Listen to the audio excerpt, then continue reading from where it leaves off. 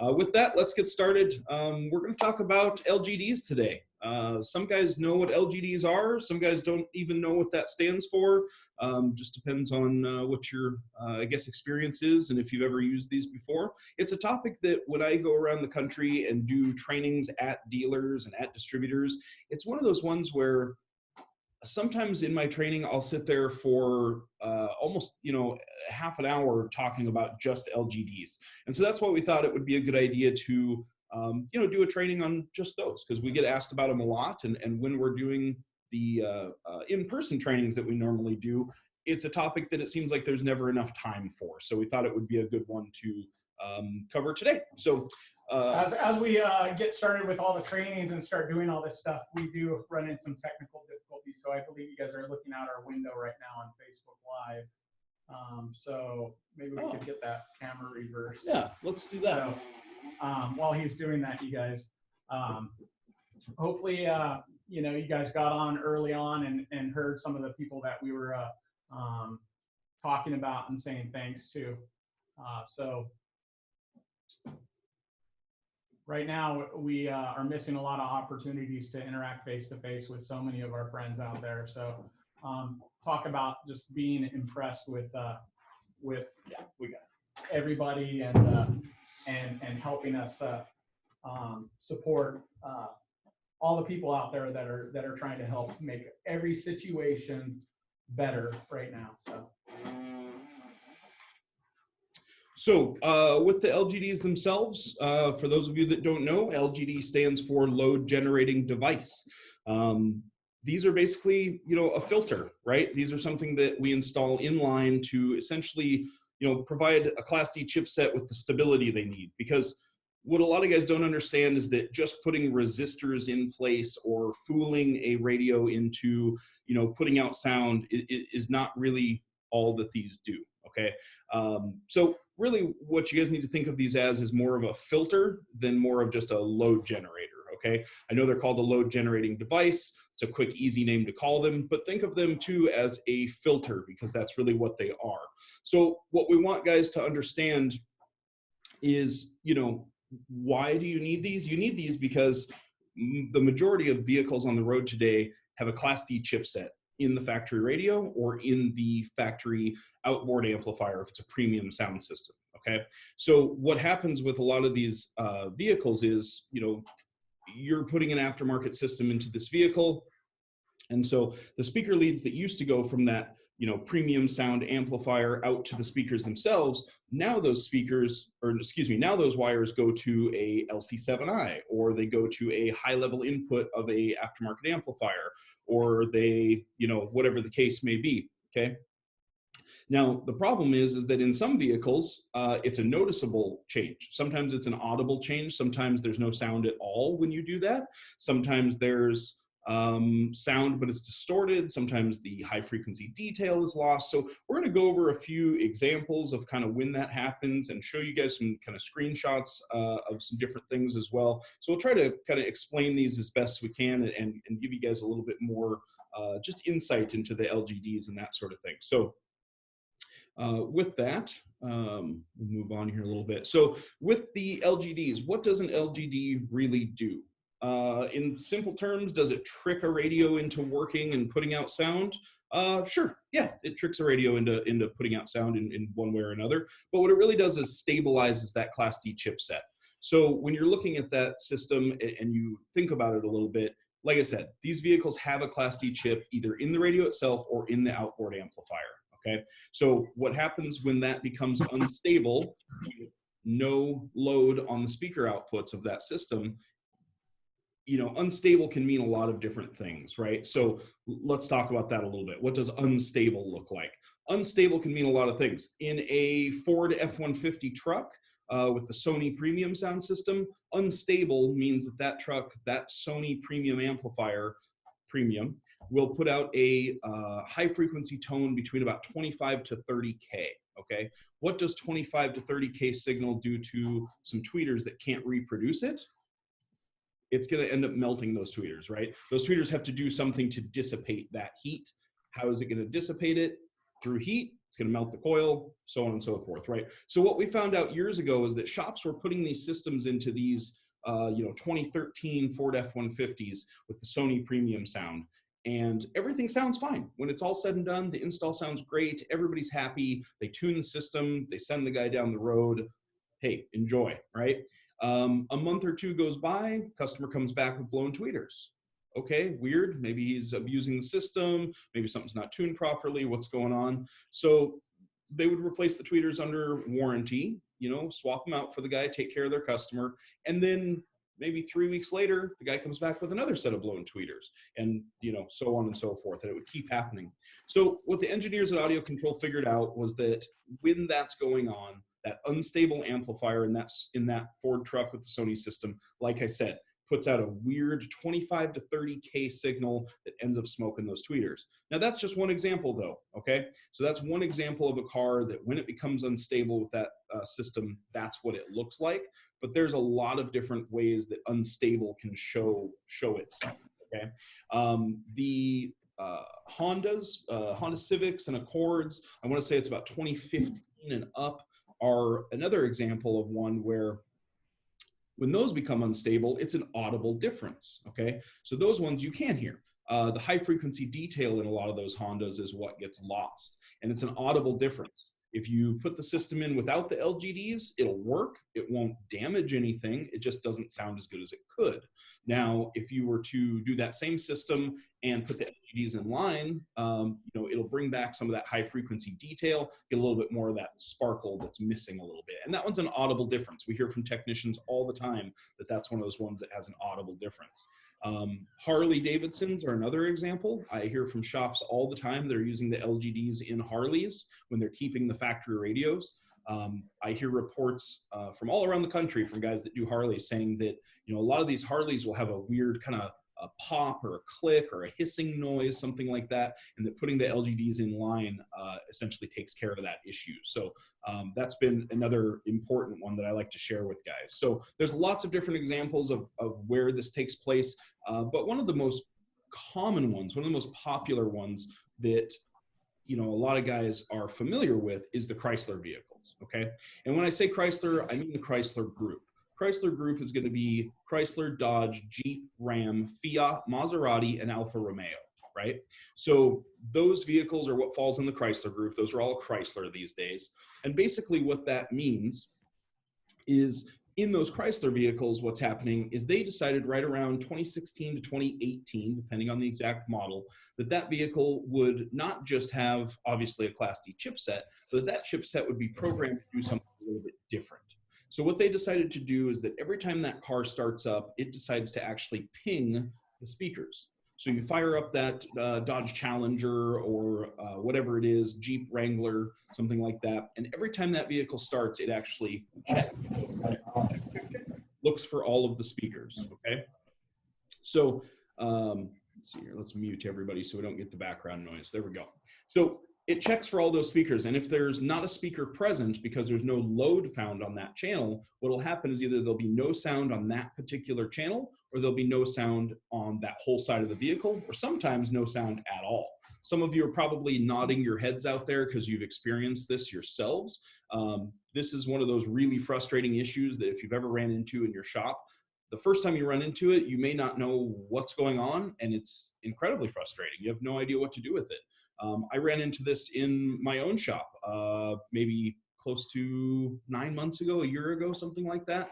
We did a Dodge Challenger. We put in all new speakers. We kept the factory radio. We put in a 5-channel amp and a subwoofer. And we used the high-level signal from the factory base model radio straight into the amp, out of the amp, back up to the radio location. So 2 runs and 9-wire, same way that a lot of guys would probably do that install, okay? So that install's all done. Here's the weird part. It sounds great. Everybody's happy. We tune that car. It sounds fantastic. My technician pulls it out of the bay. I go up to the front and call my customer and let him know, hey, this thing's done. It sounds awesome. Come pick it up.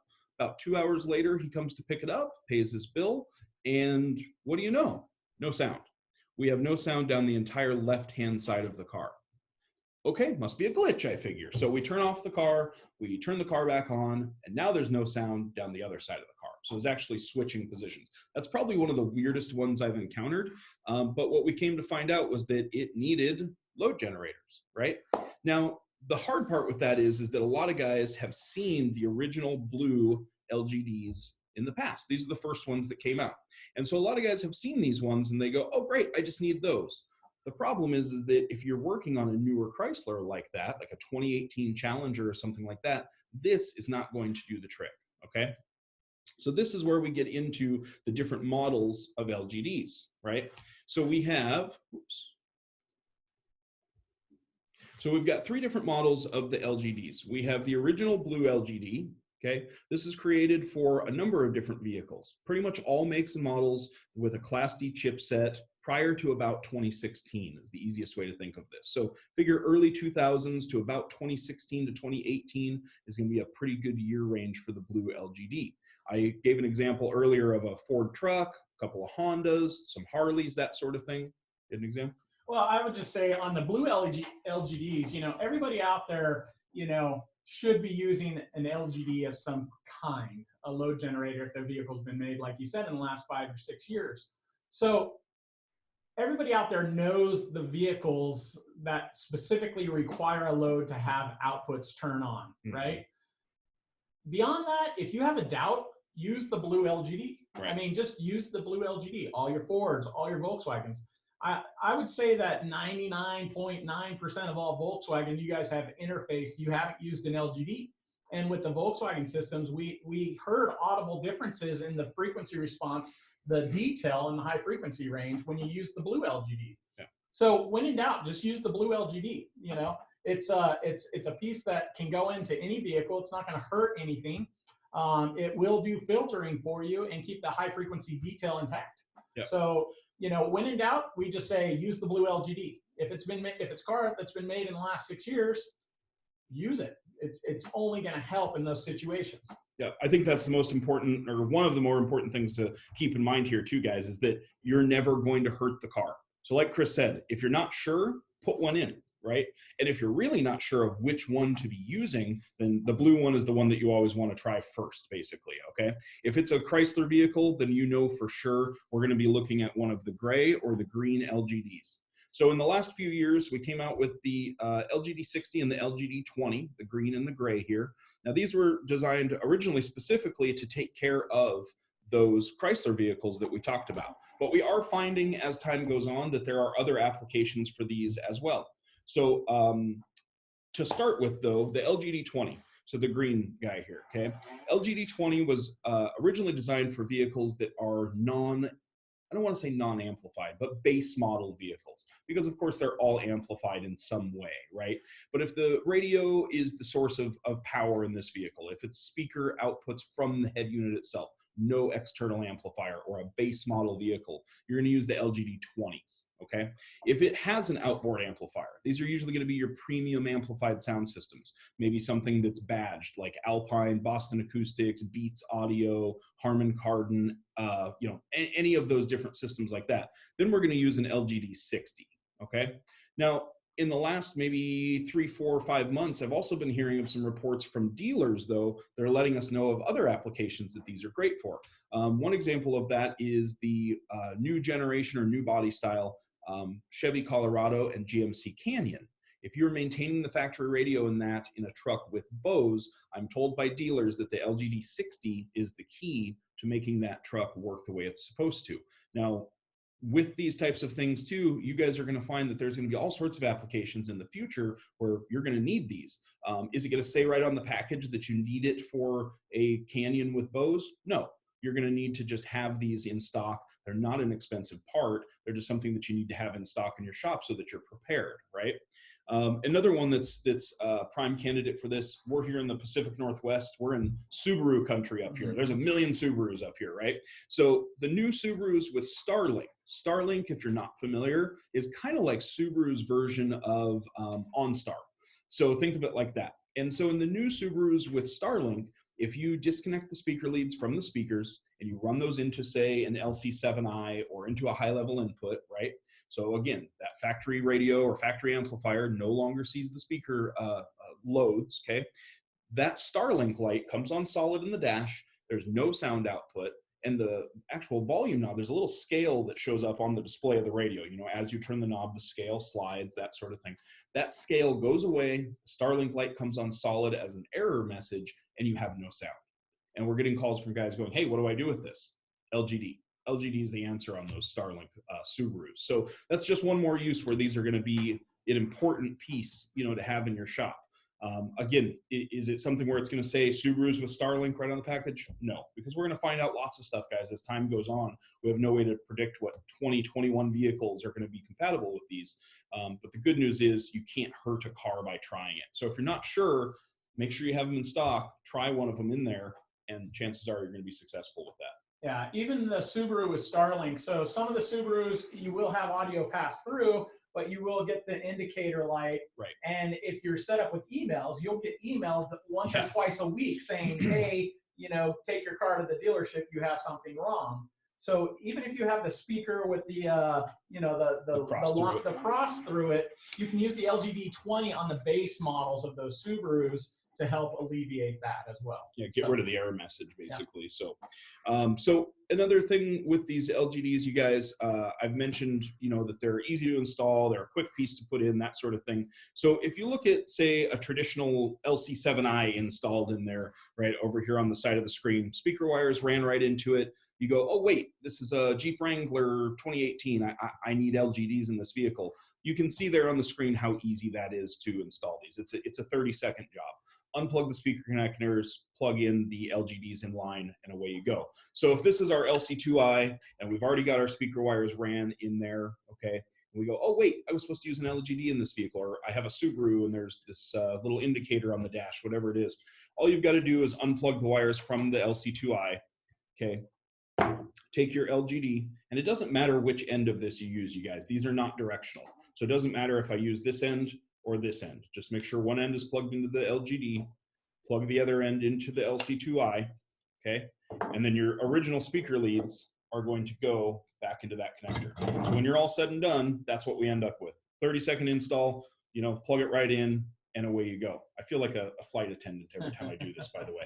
But you get the idea. It's a really, really quick, easy thing to toss in there. And it's one of those things where I always mention to guys too, if you're not sure and you're thinking, okay, maybe I need this, maybe I don't, or you have, like I had in my shop, that weird Challenger problem with no sound after a while, that sort of thing.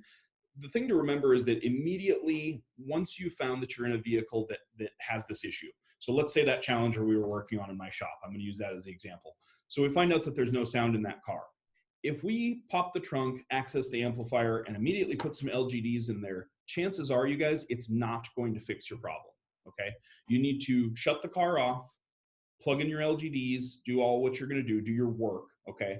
And then do one of two things. Either close up all the doors, hit lock, and walk away for a few minutes and let the BCM go to sleep, and then go back and check it, or you need to disconnect the battery, wait a few minutes, reconnect the battery. Because if you just plug these right in and start the car right back up, you're still probably going to have a no sound condition. That's what we've experienced anyway in my shop. So, or at least the shop I was at. So that's one little tip for you guys. If you're not sure and you end up with a no sound condition like that, don't think that immediately plugging those in is going to solve it. You're going to need to take a minute, disconnect the battery, or let the BCM go to sleep, either way. And in some cars that takes only a couple minutes, in some cars that takes 10 minutes. So just be aware. Usually closing up the doors though, hitting lock and walking away for a few minutes is enough to make the BCM go to sleep. Another thing that you guys might experience out there, and maybe this has to do with SID Customs talking about a 2020 Mercedes Sprinter, is early distortion in systems can come from from the audio portion of the head unit trying to put out power, and it doesn't see any resistance, so it starts to collapse and fall apart. Early distortion in systems is a key way that you might recognize, you know, where you're, before you could go up to volume 35, now you can go up to volume 20, and it starts getting you know, early distortion in the system. And so that's a key indicator too, that you need a load generator on the output. So you know, as SID said, it cleared up the audio. I think that's what he's referring to, in that, you know, you have a bass input. If all you're doing is even adding a bass, but you disconnect that factory subwoofer, you know, that subsystem you put in there could start to distort a lot earlier without a load, and just adding an LGD will correct a lot of those issues. So for all the guys out there that does this day in and day out, you know, it's just an extra security thing for you guys to have these in stock, install them, and use them on any time you're disconnecting a factory speaker from one to a whole system, to help, you know, make sure that you don't get early distortion in your systems as well.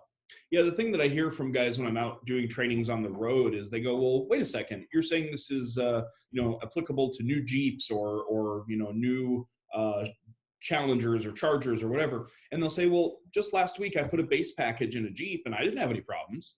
But what you have to remember is that they didn't remove anything in that scenario. Chances are they just tapped on to one or two speakers for input signal, fed those into a line converter, and then went on with their day. Now that's fine. That's not going to cause a problem in most vehicles. It's when you're taking a speaker's load away from the system and now that output no longer has a load on it, that's when the problem arises. So I always like to clear that up because we get asked that a lot. So, oh, well, we just did one last week. How come we didn't have a problem with it?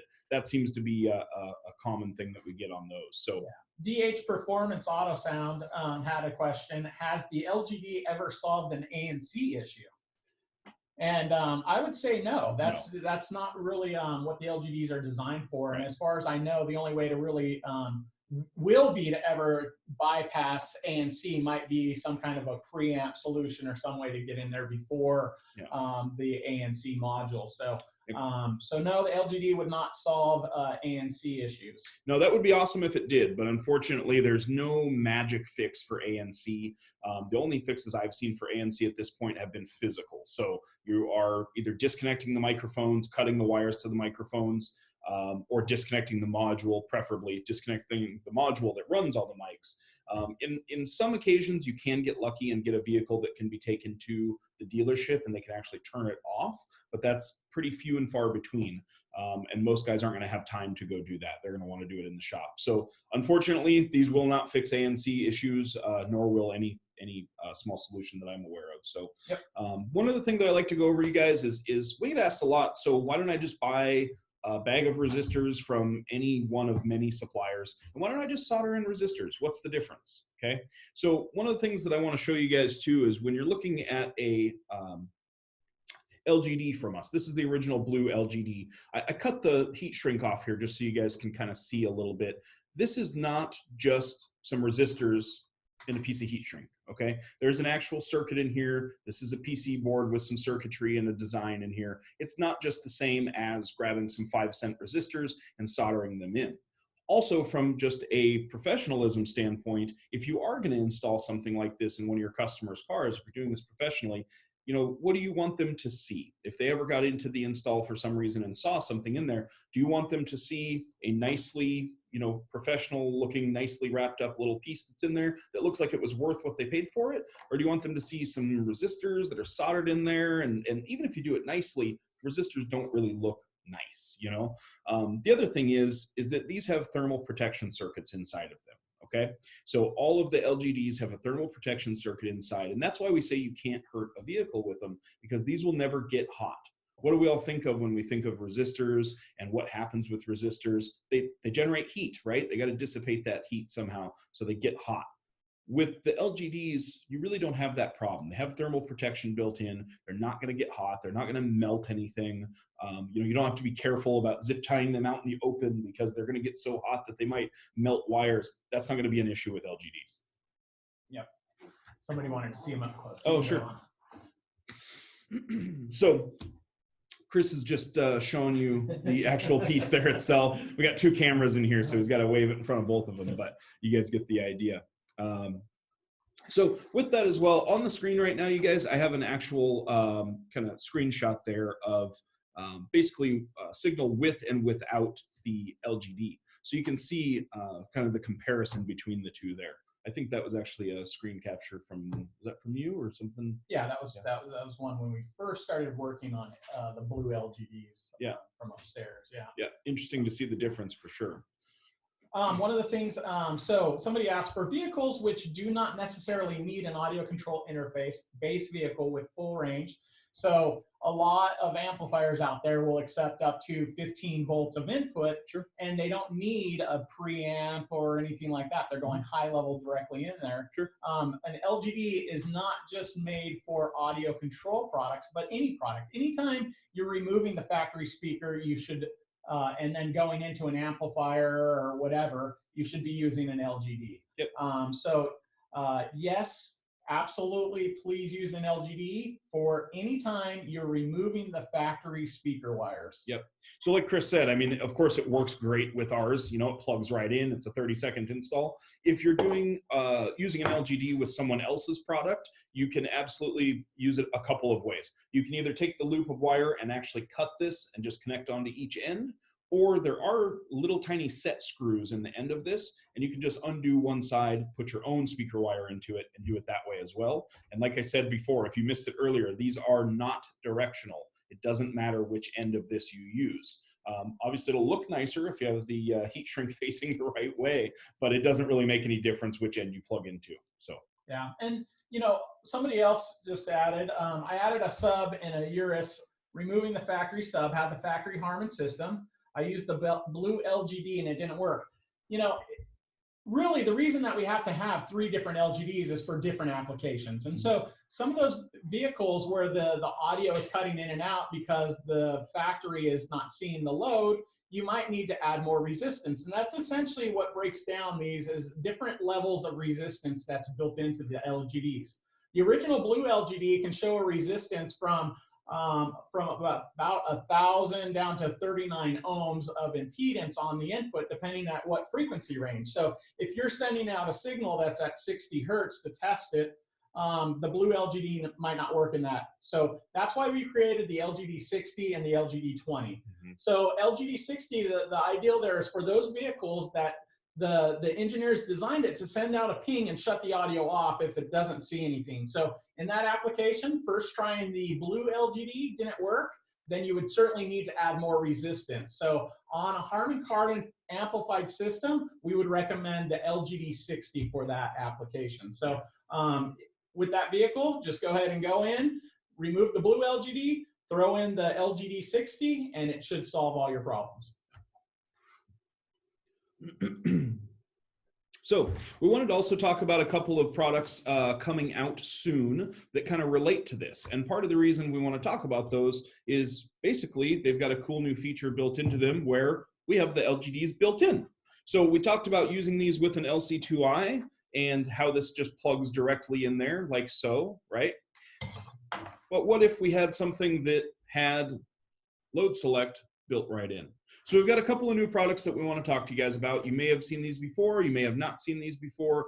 We'll talk about them briefly here. So the LC1i is our new, going to be kind of a go-to basic high to low converter. I say basic because this does not have AccuBass built in, so it will not compensate for bass roll-off, and it does not have a port for a dash control knob or a bass knob, okay?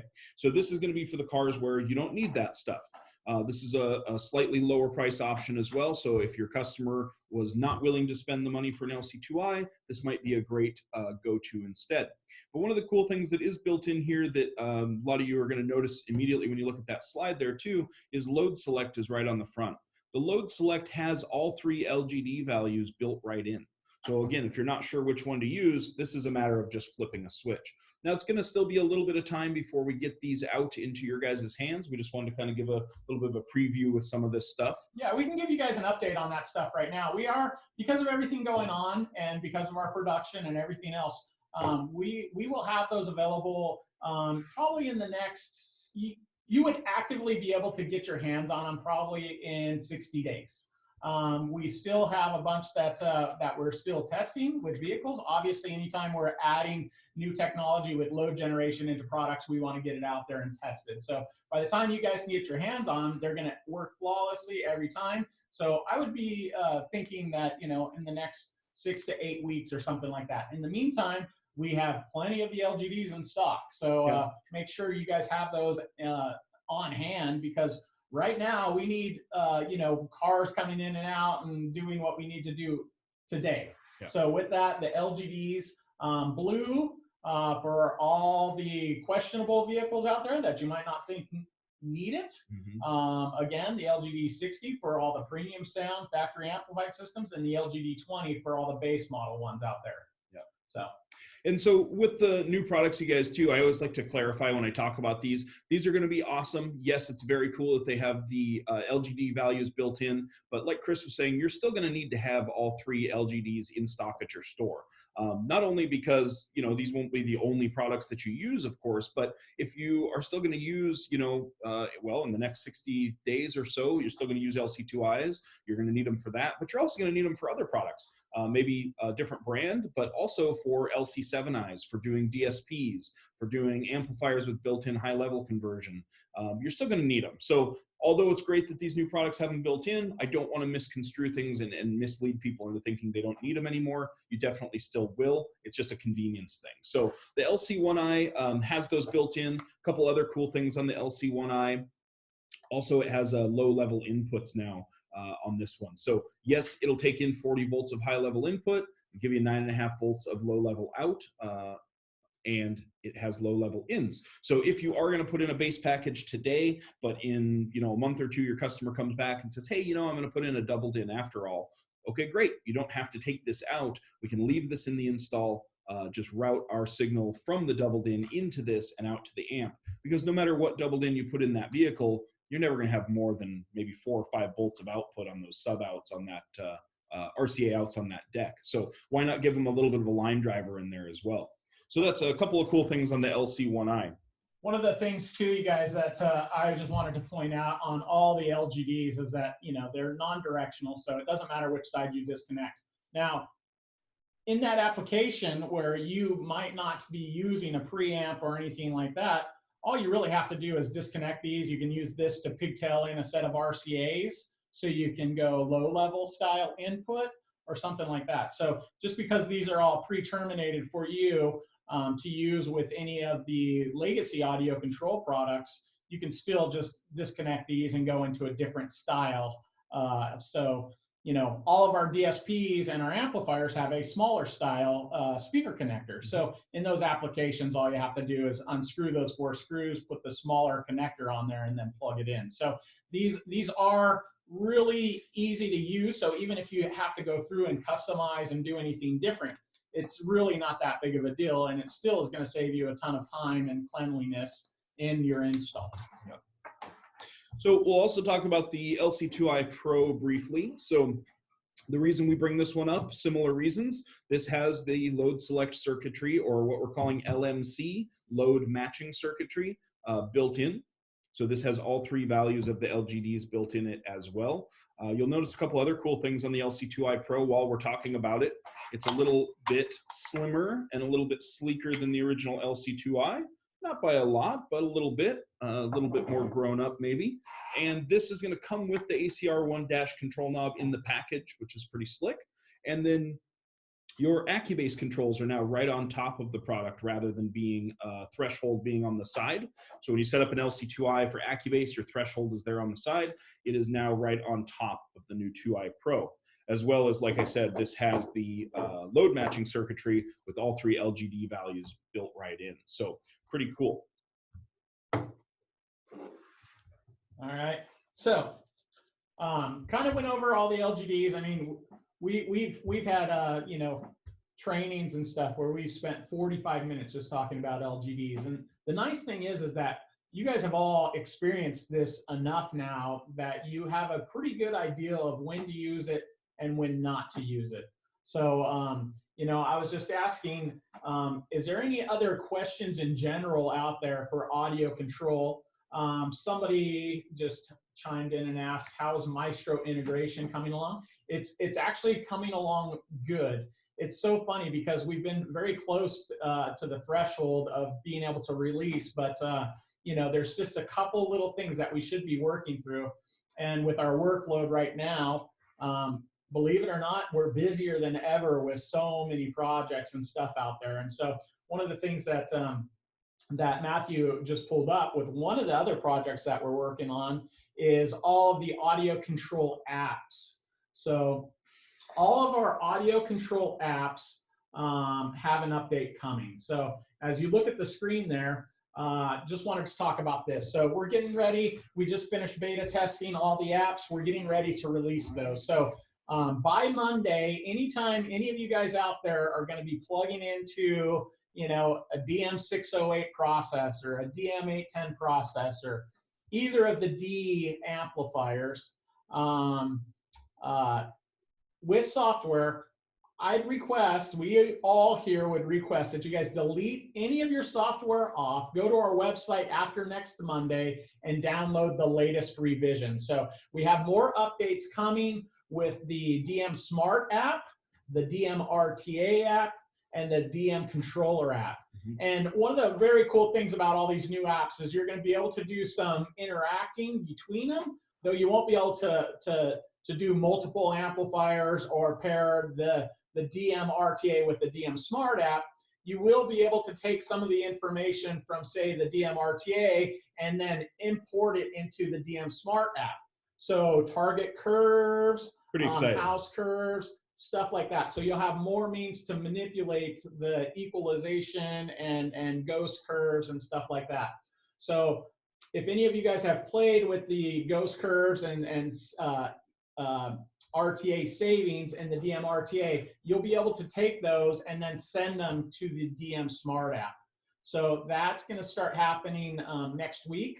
So please keep an eye out. And like I said, not with just our DSP, but anybody's DSP out there, don't let that software on your computer remain the same for more than a couple of months, because all of us out there are actively doing DSP updates all the time. Right. Us very much being one of those. So look for that starting on Monday.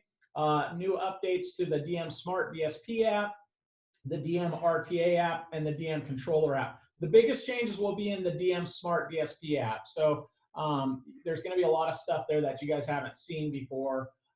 So keep an eye out for that, and always work with us to make sure that you have the latest revision. Make sure that, you know, if you see anything, you're communicating that with us, because we are constantly and actively always working on the DSP software and firmware. So, yeah. And one of the things I'll mention too, while we're talking about apps and stuff, is you might see on your screen there DM Control. Some of you, I'm sure, are familiar with DM Smart DSP. You're probably familiar with the DM RTA and the app that runs it. But you may see DM Control and go, wait, I don't know that one. That one's new. What's that? DM Control is an app that was released probably sometime in the last month or so, month or two, something like that. Yep. And that one's available right now. That one's in the App Store. You can download that and check it out. It's pretty cool. Basically, what the DM Control app does is it, just like the description says, it wirelessly controls the DSP. So it's a consumer-facing app. So it's something that your customers, you can say, hey, look, we put this app on your phone. Now you have a bass knob on your phone for your DSP amplifier. Or hey, you know, we put this app on your phone, and now you can access the 4 DSP presets from your iPhone. They don't have to have an ACR3 controller mounted to their dash. You don't have to run that cable to the front of the car if they don't want it. If they just want to have it on their smartphone, they can. It doesn't require that the ACR3 remote be installed in the vehicle. So an easy way to think of it, if you're somewhat familiar with our products, you guys, is think of it as an ACR3 remote on your phone, okay? An ACR3 remote can do master volume, it can do sub volume, and it can do the DSP presets, right?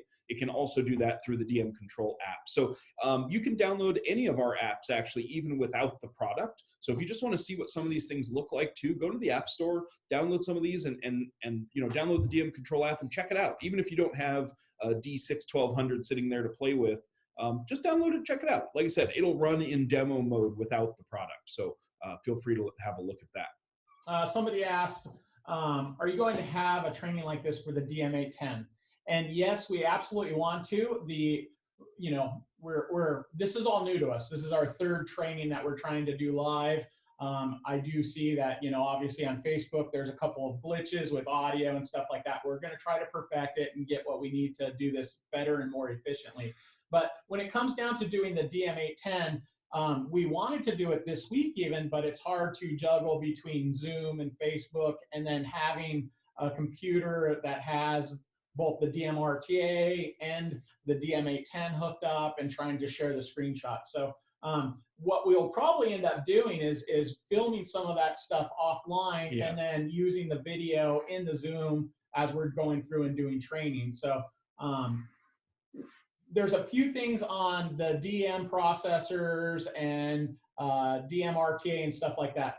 Forcing updates. Like, we need to do a video for you guys on just how to do a forced update, because a good portion of our tech calls are just on how to do an update if it doesn't recognize the USB. Yeah. So, we can walk somebody through that stuff, but we'll try to get more video content and do more of that stuff. So we will do at some point a live training, but to do a live DM810 training, we can't really do that live in a car and still, do everything that we need to. So we'll try to work on that, and that'll probably be one that'll come up in the next couple of weeks for you guys. Yeah, I think we do have in the poll on our Facebook page too, you can go vote for what you want to see in a future training. I said that at the beginning of the training. Some of you guys joined us after the beginning. We have a poll on our Facebook page and on our Facebook rep and dealer page, and you can go on there and vote for what you'd like to see in the poll for an upcoming training, because we're going to be doing these, like I mentioned earlier, every Thursday, 11 a.m. Pacific Standard Time, and come spend 45 minutes to an hour with us and learn something new every week. Most of us are at home, right? Most of us are sheltered in place or working from home.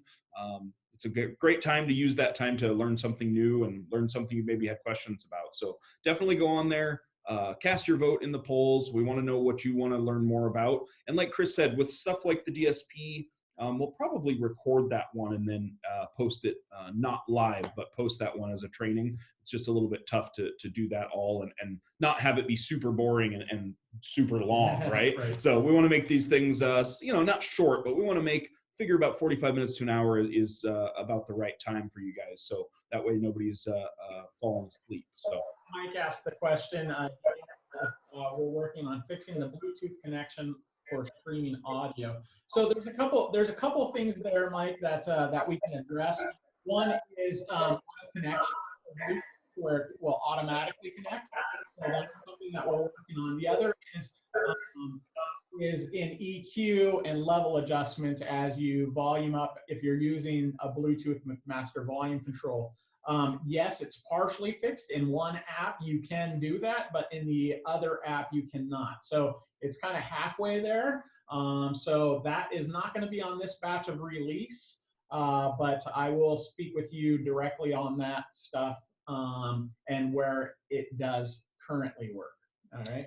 Another one on here is there a way to rewatch the DMRTA meeting if we missed it? There is. So two things, you guys, with all of these trainings that we're doing, like Chris mentioned, we're still, kind of new to doing these live weekly trainings. We're doing our best.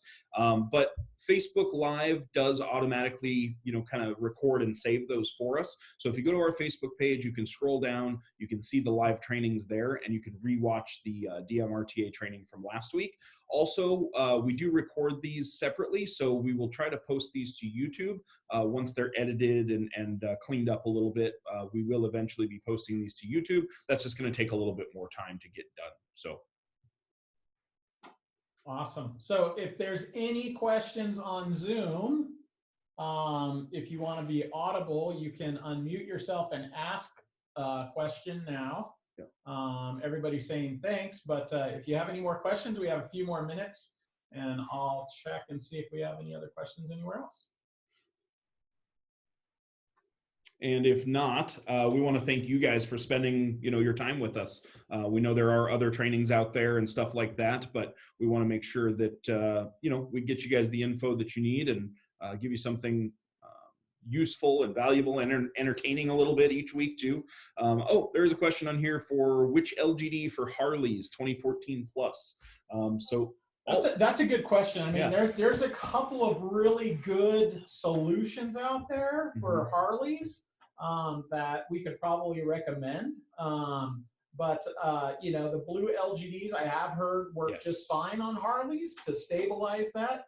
But a lot of Harleys issues could be a software related issue. So it's kind of a hit or miss. We could recommend the blue LGDs, but it really depends on when that Harley was flashed last and what software it has on it. So Yeah. Sorry, to add to that, yes, there's two things going on in a lot of those Harleys. If it is one of the Harleys that needs to be flashed, if it's one of the ones where it's already been flashed for a multi-speaker system with amplifiers and this and that, you know, an LGD isn't going to fix that problem. That bike is still going to need to be flashed. So don't misunderstand and think that an LGD is going to magically fix it and correct the curve and all that stuff, because those bikes basically have a dynamic EQ curve that's you know, making it sound awful when you do aftermarket amps and everything.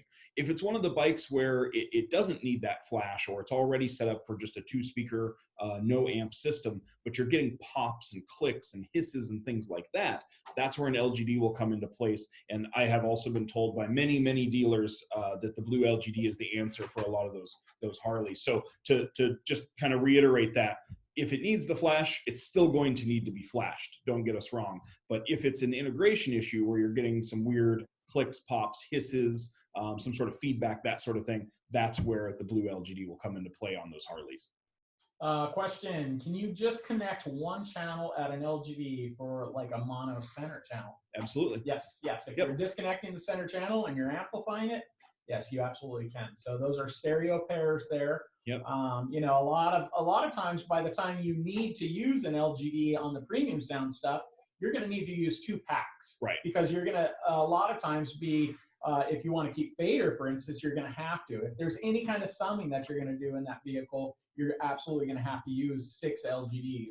Yeah. Same thing if you want to retain and amplify a center channel. So a lot of late model vehicles, our suggestion is to not do summing. You're going to go straight in, straight out, amplify channels, and re-EQ. Right? So in those applications where you're keeping center channel, absolutely, you're going to use an LGD, but you're just going to use one of the pass-throughs and not use both stereo sides of it. Yep. And if you're a little bit OCD like me, I would probably undo 2 of the screws and take one set of the wires out so that LGD just has one set in there, because I'm picky like that.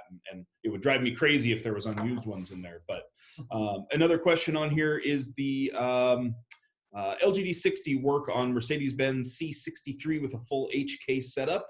I would say that falls under the same as that Urus that we were talking about earlier. So yeah, LGD 60 would be the answer for that car. Yes, sir. Yeah, I don't see any other questions here. You guys have any other questions before we wrap up? Go ahead and chat it to me on Zoom, or if it's on Facebook Live, you can comment on there and leave us a question. Somebody just wrote, we are all new to this as well. Any information is gold. Thank you guys. You know, it's funny, but if you go back over the last 5 years and you look at all the things that have come up, you know, our tech calls used to just go crazy just for ANC, right? And they would be like, well, how do I make this stop work? You know, how do I get this to go away? How do I fix that? And then it went to, hey, I have no audio. So, you know, we started getting RAs on LC2Is, and we can assure you guys that every LC2i is made here, and it passes an audio test before it leaves. We know with certainty that every one of them that ships out of here works. I mean, that's just part of when you buy an audio control product, you know it's going to work.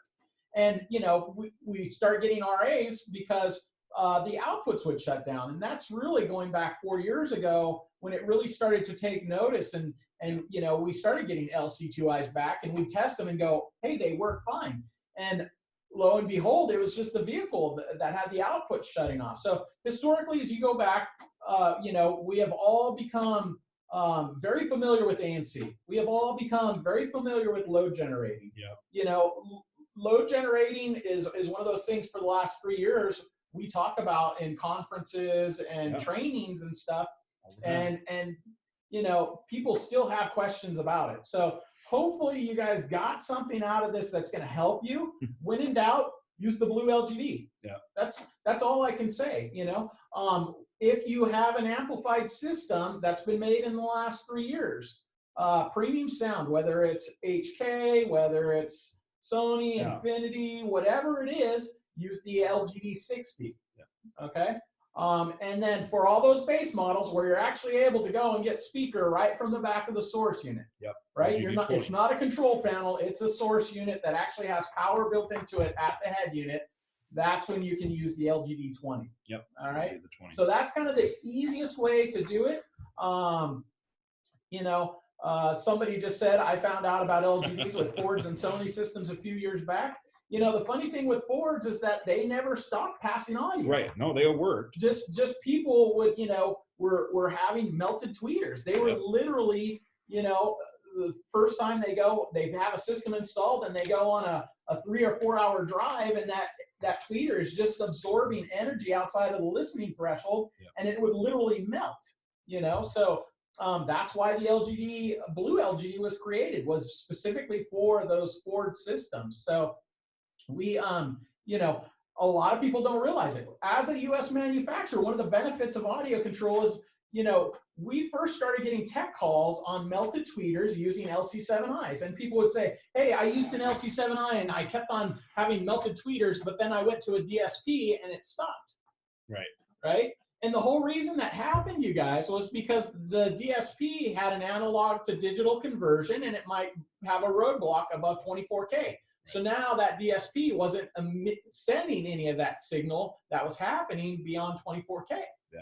And so the tweeters stopped melting. So as a US manufacturer, we went through and we put a 24K roadblock on our LC7i. Yep. So then all of a sudden, nobody was seeing those tweeters melt, but the issue was still underlying in that the high frequency energy and wastefulness was still going through out of the factory system. Right. And that would degrade the performance in the high frequency range of the audio. So there's a lot of stuff that we did going back, 4 and 5 years ago to help you guys not have melted tweeters. The only thing, and one of the main reasons you guys have become so knowledgeable is because of the engineers at Dodge, Chrysler, Jeep, Maserati, decided, hey, let's just shut it off. So that's really, what we saw going back 5 years ago, and why we made changes to, a lot of the products, putting more roadblocks on it so that it didn't pass audio above 24K on certain products where we saw more of that in tech support. And now with the LGDs, you don't even have to worry about it. Yeah, I think that's one of those things where, a lot of guys would probably still not be messing with LGDs or know anything about it if it hadn't been for the Chrysler vehicles. Yeah. Because there's a lot of shops who would just get by without it, just go, oh, well, hey, this is the way it is. But once you deal with one of those Chryslers and there is no other option, you're going to have to deal with it at some point. So, right. It's better to be ahead of the curve for sure. So Dylan asked, should we use one of the LGDs on any systems 2005 and up? In 2005 and up, I would look at what kind of amplified system. If it's a bass audio 2005, I don't think you need the LGDs at all. Right. It really wasn't until the BTL chipsets became more prominent in most of the factory amplified systems. So in 2005, some of the premium sound ones could absolutely benefit from a blue LGD. Yeah. Base models, no, I wouldn't worry about base models until roughly about 2016, 2017. Yeah. Agreed. And adding the LGD 20s to it. So I would just say on a 2005 and up amplified, when in doubt, use a blue LGD. Yeah, that's safe. I think that's safe. Yeah. Well, and really, you guys, if you think about it, if these save you from a comeback, if that customer doesn't come back to the shop because they're happy with the system, there's no issues, and it's because you put in an LGD, they're not an expensive part. You should be charging for them by all means. But let's say on a car you even had to swallow the cost of one to make a sale or something like that. Hey, as a retail sales guy, I would have easily eaten the cost of some LGDs to make sure a customer didn't come back. You know what I mean? Yeah. To make sure that they were happy. So I'm not suggesting you do that, but you get the idea. So somebody asked about a BMW. So we make the product, but we really leave it up to the experts, the guys who are doing this day in and day out. But the question is, how about a BMW? That's a great question. I personally, if I was a store owner or a tech or whatever, I would use LGDs on BMWs, except for I would be testing the voltage, because if you try to put an LGD on a BMW under seat woofer that has that high voltage, chances are the load will shut down.